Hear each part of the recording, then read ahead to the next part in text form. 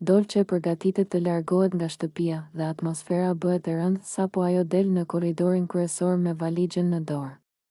Të gjithë banorët mblidhen për t'i dhënë lam të mirën, por Dolce mezi arrin të mbaj veten.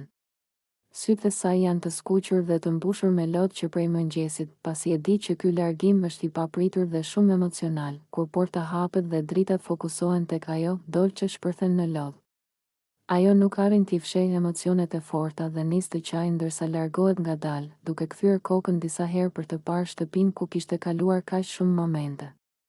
Ajo ndihet e mërzitur, e pasigurt dhe e mbingarkuar nga ideja se tani duhet të shkojë në Grande Fratello Italia.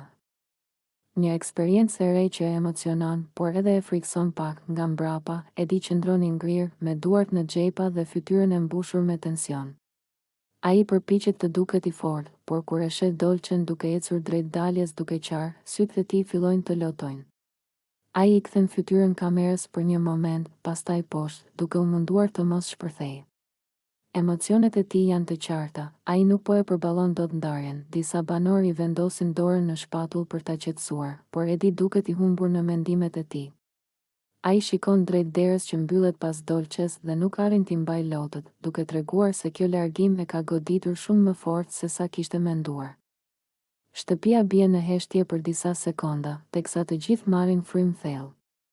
Ndërkohë, Dolce po udhëton drejt një aventure të re në Itali, ndërsa brenda shtëpisë ndihet boshllëku që ajo la pas.